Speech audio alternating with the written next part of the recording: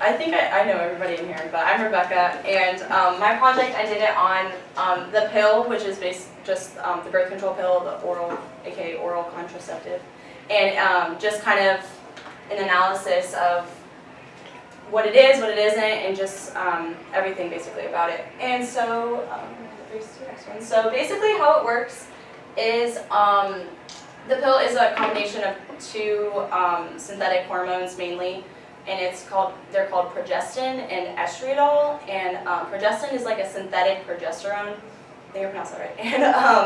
And estriadol is a synthetic estrogen. And so the two work together to kind of stabilize women's hormones, and so they don't peak mid-cycle, and so you don't ovulate. And so that just kind of keeps the egg in the ovary over here basically all the time, and then when period comes, that just kind of works out. So next slide. So this is like going back to it. So this is what progestin looks like, and then over here, this, I know this is kind of small, but like this is a synthetic ethinyl estriadol, and that's a natural one. So they look really similar, but there's just like a few differences. And there's I think around like 8 different kinds of progestin, and I think like 4 different kinds of estriadol. So there's a lot of different combinations that you can make. So that goes to say, over here on the next slide, this is only from one specific website, but these were all the brands that they had of birth control pills that are on the market. And I counted all of them, and it's around 121 if I counted correctly, give or take a few. So that's quite a few that you kind of get to choose from. So everybody's body is different, and so it can kind of feel though like a trial and error, because there's obviously not one size fits all. So the history of birth control, I guess, as a concept, not really the pill specifically, but began in ancient Egypt. They have ancient, like their medicinal scripts refer to using acacia gum as kind of like a spermicide. And then the ancient Greeks, actually over here, I know I have this weird picture of a coin, but that's because this tree or plant called silphium actually went extinct because they used it so much as like a contraceptive, in their contraceptive kind of like, not paste, but like potion, I guess they used.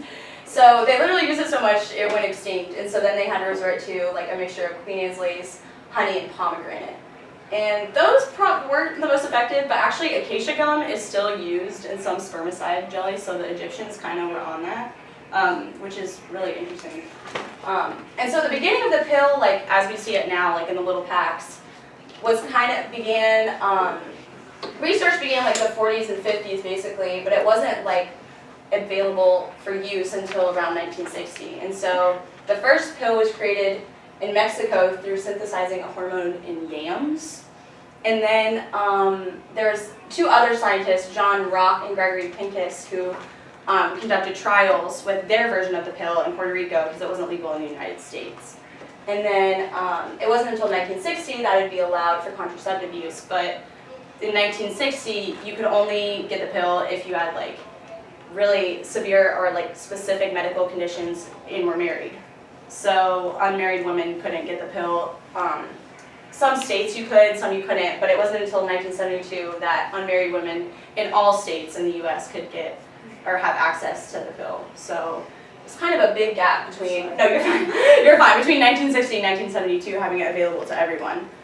And so the benefits, this is from Planned Parenthood, this is like an infographic I kind of used from them. And so the rate of teenage pregnancy is the lowest it's ever been in 40 years. So not really a coincidence with the pill kind of being in use now. And then contraception amounts for 86% of this decline. So also it has to do with education. So the number of women who complete 4 or more years of college is 6 times higher than what it was before birth control became legal. And when did grandmother have Uncle Gary? When she was 19. Mm-hmm. So that goes to say my grandmother did not go to college. So just kind of sometimes I was thinking this afternoon what maybe could have been, not that, I mean, she had a great life and everything, but it just kind of makes me think of like what she maybe could have done instead. So it's interesting. And also college enrollment was 20% higher among women who could legally access the pill in 1970, and that's 2 years before it was available to everyone. So by age 18. So it's 20% higher in the States where a woman could. Also, when people think of the pill, they immediately assume like, oh my gosh, like, I don't want to do that, because they immediately assume that it's like only for pregnancy prevention, but it's not. There's 1.5 million women in the US use it for reasons completely aside from birth control, and I know a lot of girls, like high schoolers, like here, use it for like menstrual cramps, like helping with that, like less bleeding, and during your period, and mood swings, and also hormonal acne, it can help with that. So I know a lot of people go on it for those reasons. It's completely aside from like even trying to prevent pregnancy. And also medical conditions such as endometriosis, which like has to do with like ovarian cysts, it can be treated with oral contraceptives, specifically like low estrogen, I think is what it's called. So, are they made for everyone though? That's comes to say it's kind of like any medication. And you know how like when you're watching TV ads and then they're like all hunky-dory and then they go on for like 10 minutes about all the bad things that can basically happen. It's not really any exception with this. There's side effects like weight gain. Some girls, if they take the wrong one, they get more acne than they did before. And some girls will have their period for like 3 weeks straight instead of having like a less intense period. So it really just depends on like if you're taking the right one for you. And so even in extreme cases, some women have experienced heart attack, blood clots, and stroke due to like how their bodies are, or like had pre-existing, I guess, medical conditions and then took it, and it just really did not work out. So it's definitely, I wouldn't say dangerous, but it's definitely, you need to kind of, I guess, take into account your other health ailments maybe. And also it can cause negative effects on the quality of sexual functioning of women, just kind of in general. And also some people say that messing with hormones around, especially in puberty and like the teenage age, could be a little potentially dangerous because that's when we're developing and things are happening. So some people argue that it's not really a good time to do it. But a lot of people, it hasn't affected them. So it's just really on a case-to-case basis, which kind of stinks. So you can usually find the pill that works for you through like an assessment of your side effects. So like, say you went on one pill and it was like, oh my goodness, I had horrible acne. It's like, okay, well then maybe we won't use a pill that has as much of like progestin as that one does, like, or we need to use a different kind. So it kind of is like a guessing game, which is super exciting and fun, and you get to go to the doctor a lot, and it's so cool, and you get to know them. So bringing on to the next thing, why do we feel uncomfortable talking about this? And why am I like kind of nervous talking about it right now? It's just because like you think about it, like birth control, like birth. How does that happen? Oh, yikes. So it's kind of definitely awkward. So that's why it is. I know, it's awkward. We're all laughing. I'm laughing. And out of kind of uncomfortableness. But, I mean, there's definitely a reason to. But, I mean, I've been trying to prevent having babies since Greece. So let's keep going. Sorry. But also another thing I was trying to examine while I was doing this was, why is this kind of just like a woman problem? Like, why are girls like, oh my gosh, I totally know it's like being on the pill, it sucks, like, or maybe other things. Like, why is this just kind of like a woman, you need to figure this out? Because I feel like in situations where things don't go wrong, it's always like, oh, was she careful enough? Like, oh, is she on the pill? No, she's not.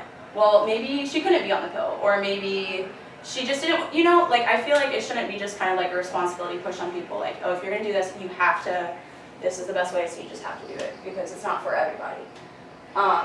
And especially, like I said earlier, it leads to just doctor visits and working out with insurance. So it's just really kind of like stinks that girls are just kind of expected to do this, because it takes two to tango.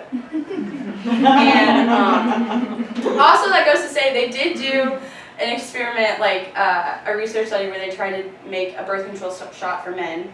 It was effective actually, but they had to get it like every 4 weeks or something like that in the arm. And it was effective like 96% rate, like exactly like birth control pills. And it was interesting because the complaints they got were very similar side effects to a girl's experience when they take the pill, which is like mood swings, like differences in their libido. Libido. Thank you. I read that word a lot, but I didn't say it. And also like depression. So it's kind of like, oh, that's funny, because girls experience a lot of that when they take pills. Like, why do we have to go through that? So I'm not that it's going to be, oh, that's a perfect world, but it's just, how can we change this is what I was going on to next. But funding and supporting more research. So we have a good thing going right now, so the only thing we can do really is make it better. So we just making it safer, maybe figuring out a way, to make it safer for women and giving maybe doctors a better way to prescribe it rather than this kind of tedious trial and error method, because it's really not super fun. And also maybe adopting a mindset that like it's not always the female's fault, because it's really not. And that this responsibility can be carried between two people, because it essentially should be. And also accepting that it's not really quote unquote an open invitation, in that like if you hear somebody who's on it, she's not necessarily like being crazy. She's just maybe wants to have a less intense period. So that's basically it. So I just was basically analyzing just both sides of it. It's a good and bad thing, but you just kind of something like you take any medication, you have to go in it with a little caution. So, all right.